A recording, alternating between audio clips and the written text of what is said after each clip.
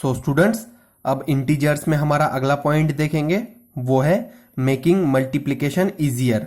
हम मल्टीप्लिकेशन को इजियर कैसे करेंगे? तो देखिए, हमें यहाँ पे इंटीजर्स दिए हुए हैं 25 -22 और 4। तो हमने इसे मल्टीप्लाई किया।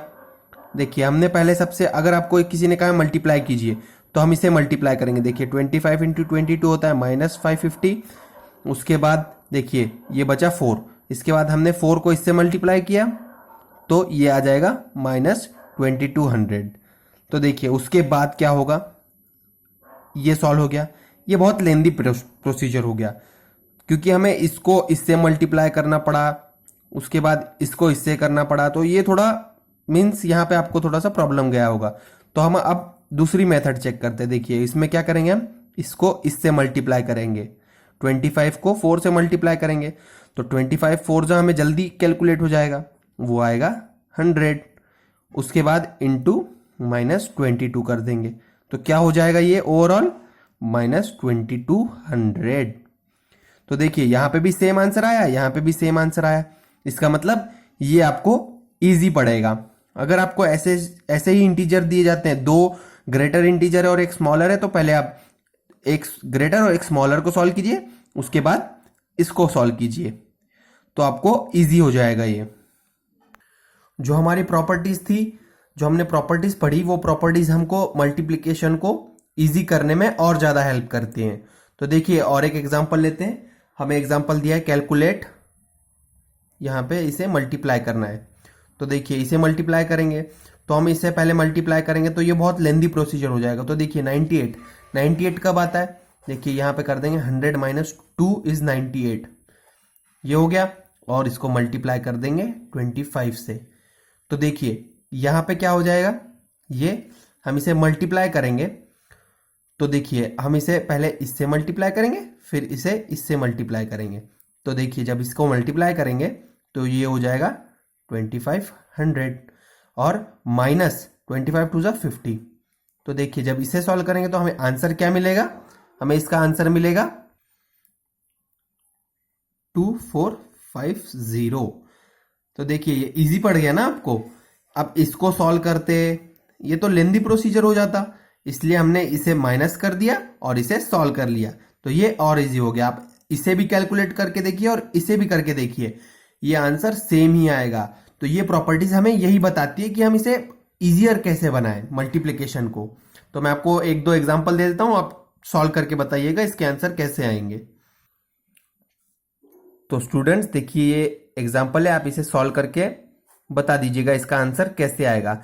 आपको बता दूं एक शॉर्ट ट्रिक, आप इसको मल्टीप्लाई कीजिए, फिर उसके बाद 15 से मल्टीप्लाई कीजिए, तो आपको जल्दी सॉल्व हो जाएगा। तो आप खुद सॉल्व कर लेंगे। तो मैं अगला और एक क्वेश्चन लेता हूं। इस बार हम वर्ड प्रॉब्लम लेंगे। इसमें क्या प्रॉब्लम है देखते हैं। चलिए मैं प्रॉब्लम लिख देता हूं। सो स्टूडेंट्स देखिए हमें ये प्रॉब्लम दी हुई है। A tea company sells 2 types of tea. मतलब टी बैग सेल करते हैं वो, ब्लैक कलर का एंड ग्रीन कलर का। जो ब्लैक टी होती है ग्रीन टी होती है। Last month it lost 5 rupees by selling each bag of black T. मतलब जब वो ब्लैक टी बेचता है तो उसे हर एक बैग पे 5 रुपए का नुकसान होता है, मतलब लॉस होता है, -5। लॉस मतलब -5 हो गया, उसका -5 का लॉस हो गया। उसके बाद when he sells green colour tea he earns ₹8। मतलब एक बैग के पीछे उठे 8 रुपीज का प्रॉफिट होता है। किसमें? ये ब्लैक कलर का सेल करता है तो उसे लॉस होता है, ग्रीन कलर का करता है तो उसे प्रॉफिट होता है। एक बैग पे, पर बैग मतलब एक बैग पे, ठीक है। यहां पे एक बैग का है ये। तो हमें फाइंड करना है company sold 2000 bags of green tea and 1000 bag of black T. मतलब उसने इसको ब्लैक टी को कितना सेल किया है, 1000 बैग्स, और ग्रीन टी को कितना सेल किया है उसने, देखिए यहां पे ग्रीन टी उसने सेल किया है 2000 बैग्स। तो देखिए ये 2000 से हम इसे मल्टीप्लाई कर देंगे क्योंकि उसने एक बैग के पीछे 8 रुपीज का प्रॉफिट कमाया। हमें ढूंढना है व्हाट वाज इट्स प्रॉफिट और लॉस। हमें ढूंढना है उसे प्रॉफिट हुआ या लॉस हुआ। तो देखते हैं।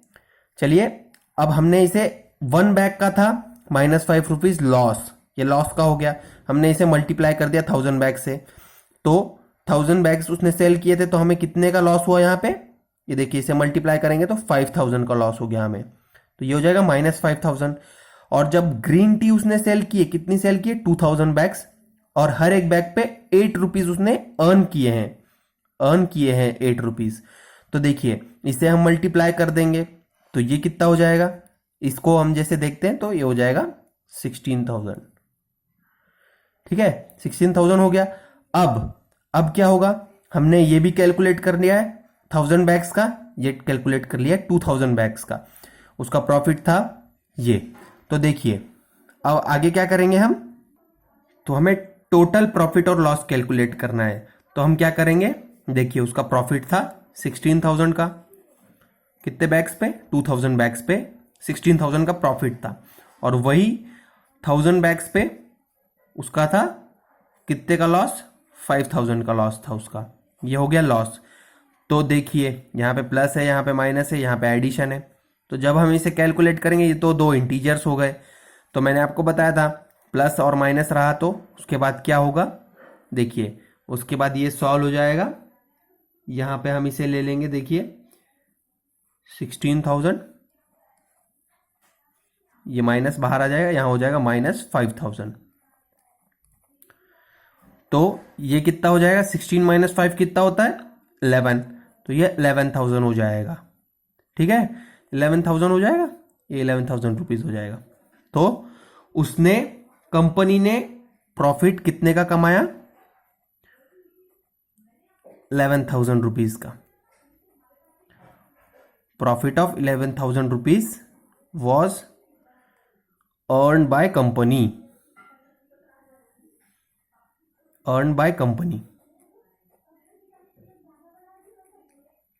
आई होप आपको समझ में आ गया होगा। तो आपको वर्ड्स में अगर इसे लिखना है तो आप कैसे लिखेंगे, वर्ड्स में आपको लिखना है तो सबसे पहले आप देखेंगे, तो आप पहले लिखेंगे profit earn on each bag में 8 रुपीज था, और loss on each bag was 5 rupees, -5 rupees, क्योंकि लॉस है तो -5 लिखना है आपको, साइन याद रखना, लॉस होगा तो माइनस का साइन होगा, प्रॉफिट होगा तो प्लस का साइन होगा।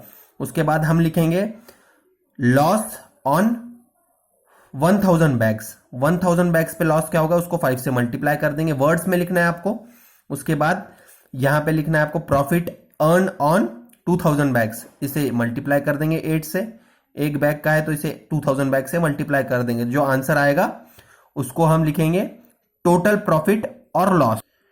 तो देखिए टोटल प्रॉफिट और लॉस क्या होगा वो हम कैलकुलेट करेंगे यहां से, और यहां पे आंसर मिल जाएगा हमें। तो आप, आई होप मैं आपको क्लियर बता चुका हूं कि हम कैसे लिखेंगे इसे वर्ड्स में। तो आप कुछ अपने नोटबुक में से सॉल्व कीजिए तो आपको और इजी हो जाएगा।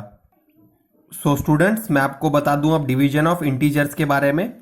इंटीजर्स का डिवीजन कैसे होता है, देखिए आपके पास है 15 divided by 3 is equals to 5, क्योंकि जब हम 3 5 से क्या होता है 15 होता है।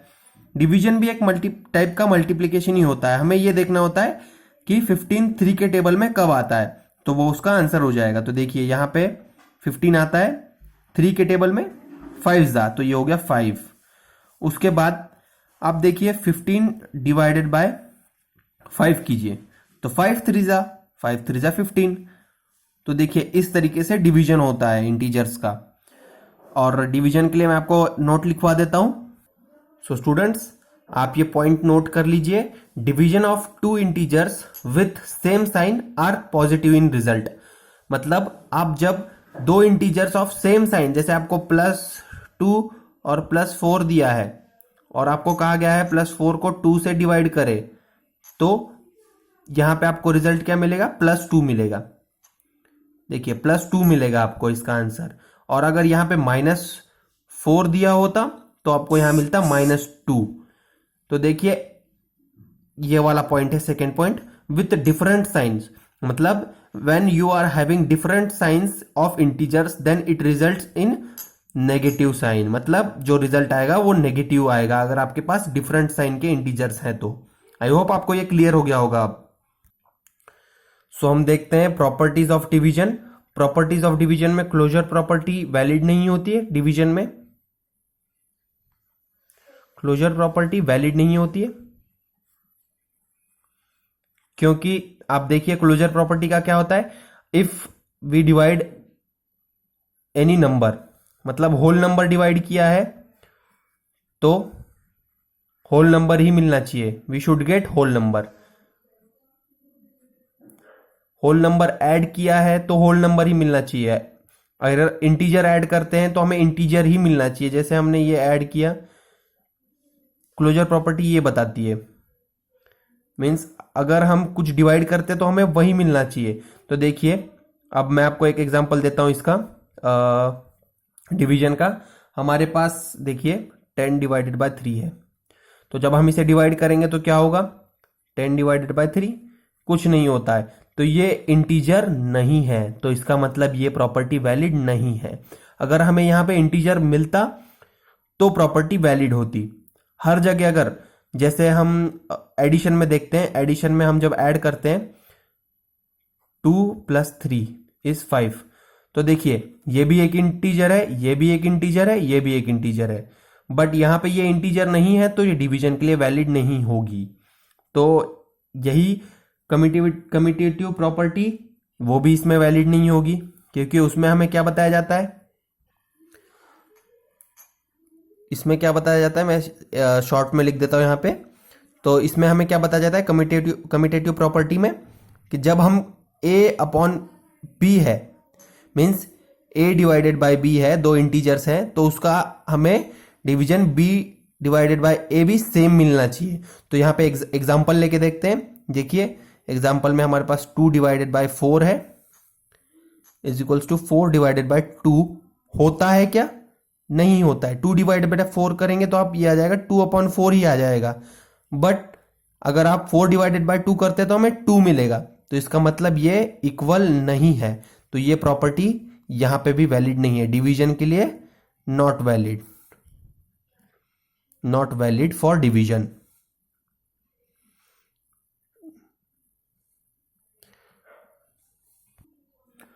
तो देखिए अगला पॉइंट है हमारा डिवीजन बाय 0।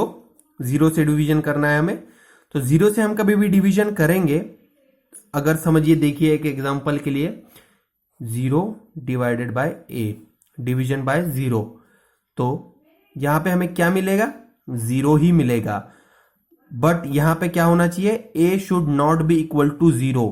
अगर ये देखिए हम इसे ऐसे भी लिख सकते हैं, अगर ये a 0 हो गया तो ये टोटल इनफाइनाइट हो जाता है, इसका मतलब नॉट डिफाइंड आती है यहां पे वैल्यू। अगर हम किसी भी चीज को 0 से डिवाइड करते हैं तो उसकी वैल्यू नॉट डिफाइंड होती है, नॉट डिफाइंड मतलब इनफाइनाइट कहते हैं इसे, इनफाइनाइट, सॉरी इसे हम इनफाइनाइट कहते हैं, इनफाइनाइट कहते हैं इसे हम। अब आगे देखते हैं हम, एक लास्ट हमारा बचा है जो डिवीजन में, वो है division bye 1, division bye 1 and और एक बचा है जो है डिवीजन बाय -1, 1 एंड -1। तो देखिए अगर आप किसी भी चीज को 1 से डिवाइड करेंगे पहले, तो देखिए हमारे पास मैं एग्जांपल ले लेता हूं आपके लिए। देखिए 5 डिवाइडेड बाय 1 क्या होगा, 5 डिवाइडेड बाय 1 5 ही होगा, बट यहां पे 5 डिवाइडेड बाय -1 क्या होगा, -5 होगा। किसी भी नंबर से आप डिवाइड कीजिए, देखिए इसको हम ऐसे भी लिख सकते हैं, a divided by 1 that is always equals to a, and a divided by -1 is always equals to -a। जो साइन यहां पे होगा वो उसके साथ ऊपर आ जाएगा, उसी नंबर वही नंबर आएगा, बट साइन नेगेटिव आ जाएगी अगर यहां नीचे -1 दिया हुआ है तो। आई होप आपको ये डिवीजन प्रॉपर्टीज क्लियर हो गई होंगी।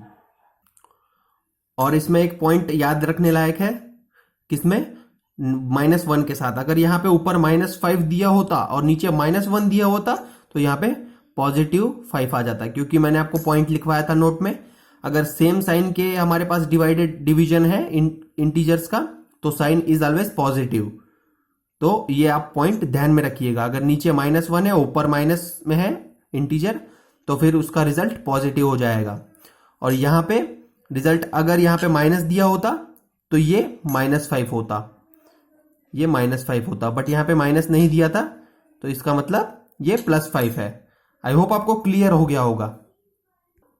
आपका फर्स्ट चैप्टर यहां पे कंप्लीट हो जाता है। इसके बाद हम अगला चैप्टर देखेंगे, वो है फ्रैक्शंस एंड डेसिमल्स। तो वो अगले लेक्चर में देखेंगे। तब तक के लिए आप इसे रिवाइज कर लीजिएगा। Thank you.